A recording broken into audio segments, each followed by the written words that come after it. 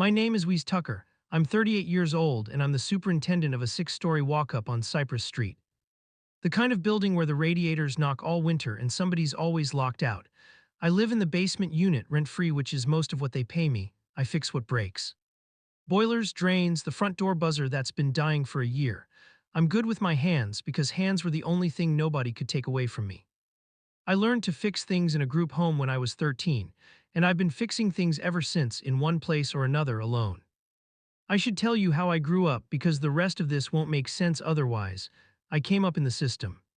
Foster homes, group homes, a couple of families that kept me until the check stopped being worth the trouble, and a couple that didn't even last that long. I aged out at 18 with a trash bag of clothes and a bus pass. I'm not telling you that for sympathy.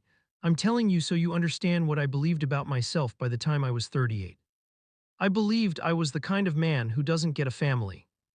Not because anybody's cruel about it, just because I'd learned the way you learn a thing in your bones and not your head, that I was somebody people kept for a while and then didn't. So I stopped letting anybody keep me. I got there first. I left before the leaving could be done to me. 40 years old was coming up fast, and I figured I'd spend it the way I'd spent all the rest of them. Quiet by myself, fixing what broke for other people and going back down to the basement. Then a woman on the third floor asked me to marry her, and I nearly said no. And the only reason I didn't is the reason this whole story exists. Before I get to it, let me say one thing straight to you, because I've come to learn these stories land hardest on the people who felt it. If you've ever stood on the outside of that word family and figured it just wasn't meant for you, stay with me tonight. This one's for you especially. And if it gets to you the way it gets to me, tell me in the comments where you're watching from. Her name is Adiz. Everybody in the building calls her Ada. She moved into 3B 4 years ago with a toddler on her hip, and Elise, her sister, co-signed, because her own credit hadn't caught up to her yet. First week she was there, her sink backed up, and I went up to fix it, and she stood in the doorway of that tiny kitchen with her daughter asleep on her shoulder, apologizing for the mess like I hadn't seen worse in every unit in that building. I didn't think much of it then. I fixed sinks, that was the job, but Ada's the kind of person who notices things. She noticed I always ate alone in the little office off the boiler room, sitting on an overturned bucket with a sandwich. Because I liked the quiet down there, and I'd never gotten used to eating at a table across from somebody. She noticed I never took a day off, not because the building needed it, but because I didn't know what I'd do with a day that wasn't work. She started leaving plates outside my door. Not knocking, not making it a thing, just a plate, foil over the top, still warm. The first time I thought it was a mistake meant for someone else, I almost didn't eat it. I sat there for 20 minutes looking at that plate like it might be a trick. It wasn't a trick, it was just Ada being Ada. Turns out that's a thing some people do. They see somebody eating alone in a basement, and they can't leave it alone. I didn't have a category in my head for a person like that. Nobody had ever done something for me without wanting something back or without it costing me later. I kept waiting for the cost. It never came. That's the part that took me years to trust. Her daughter's name is Nia. She's 6 now. When Nia was 3, she used to follow me around the hallway on laundry day, asking me 100 questions about tools, why a wrench was shaped like that, why the pipes made that groaning sound at night. I'd answer her serious like she was an adult, because that's how I'd have wanted somebody to talk to me at that age, and nobody ever did. One afternoon, Nia's daycare called Ada in a panic, some scheduling mix-up. Nobody could pick her up for 2 hours, and Ada was stuck at work, couldn't leave. She called me, half apologizing before she even finished the sentence, and asked if I could get Nia and just sit with her in the lobby till she got home.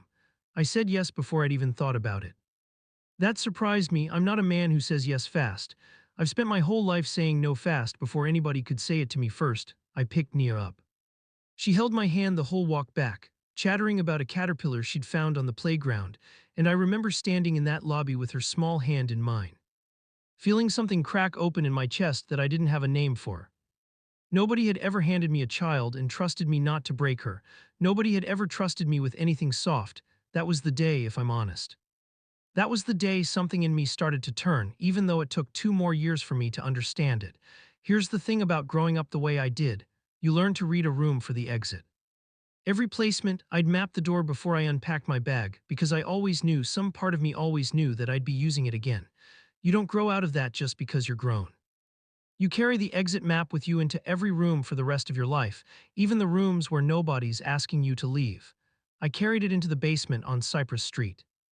I carried it every time Ada smiled at me in the stairwell, every time Nia ran up and hugged my leg like I was somebody's father. I kept waiting for the day the smiles stopped because in my experience they always stopped. Ada started asking me to dinner. Not plates left at the door anymore, an actual table, an actual chair pulled out across from her. I said no the first 4 times. I told her I was busy, which was a lie she probably saw right through because everybody in that building knew my schedule better than I did. The 5th time she didn't ask. She just set a place for me and left the door open and said, "It's getting cold, wheeze," like it was already decided. I stood in that hallway a long time before I walked in. Dinner became a Thursday thing, then a Thursday and Sunday thing. Nia started saving me the seat next to her, and I started noticing I wasn't mapping exits anymore when I sat down. I was just sitting there, eating, letting a kid tell me about her day. Ada never pushed. That's the thing I need you to understand about her because it's the reason any of this worked. She never once asked me to explain myself, never once asked why a grown man flinched at an open door like it was a threat. She just kept setting the extra plate. She let me arrive at my own pace, the way you'd let a stray dog decide on its own when it's ready to come inside. 2 years of Thursdays and Sundays. 2 years of Nia's hand in mine on the walk from daycare. 2 years of me telling myself this was temporary, this was borrowed. This was a good thing that was going to end the way good things always ended for me, until one Sunday night. Ada didn't clear the plates right away. She just sat there looking at me and said, "I want to ask you something, and I need you to actually think about it before you answer, not just say no like you do." I already knew what was coming. I felt the old machinery start up in my chest, the one that gets a man out of a room before the room can hurt him. She asked me to marry her. And I want to be honest with you about what happened in my head in that half second before I answered, because I think it's the whole reason I'm telling you this story tonight. My first instinct, my actual gut level 38 years of training instinct, was to say no, not because I didn't love her. I did more than I'd let myself admit even to myself. I wanted to say no because some part of me still believed the ending was already written. That I was a man people kept for a while and then didn't, and that saying yes would only make the eventual leaving hurt worse for me and for Nia both. I opened my mouth to say it. The no was right there. And then Nia came around the corner in her pajamas, the ones with the little foxes on them, because she'd heard voices and wasn't asleep yet like she was supposed to be. And she climbed straight into my lap the way she'd done 100 times before, like it was just a fact of the world that this was a safe place to land. She didn't know what her mother had just asked me, she just wanted a place to sit. And I looked down at this kid who decided, all on her own, with no evidence except how I'd treated her, that I was safe, and I understood something I'd never let myself understand before. The exit map I'd been carrying my whole life wasn't protecting me from anything anymore. It was just a habit, an old, tired habit I'd mistaken for wisdom. Nobody was going to make me leave this room. I was the only one still holding the door open, so I said yes. I won't pretend everything got easy after that. Old fears don't leave just because you make a good decision once. There were nights, plenty of them, after the wedding small at the courthouse. Nia in a little yellow dress holding a fistful of flowers she picked herself, where I'd lie awake next to Ada and feel that old dread creep in, the sense that I was living on borrowed time.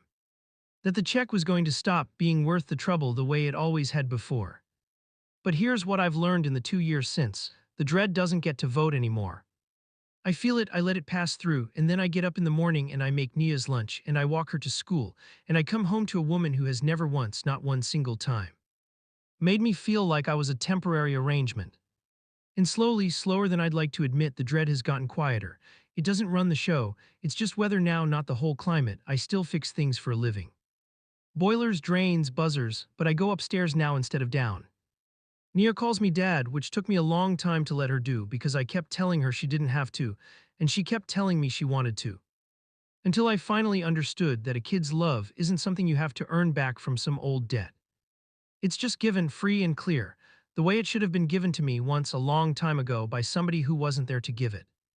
If you're watching this and you know what it is to map every exit in every room you walk into, if you've ever believed, all the way down in your bones, that you're the kind of person who doesn't get to keep a family or doesn't get kept by one, I want you to hear this from somebody who believed it for 38 years and was wrong. The ending isn't already written. The people who leave you when you're young don't get to write the whole rest of the book. Somewhere out there is a door held open by somebody who's not going anywhere, and a kid maybe in pajamas with little foxes on them, who's going to climb into your lap one day and prove to you without saying a single word that this time is different.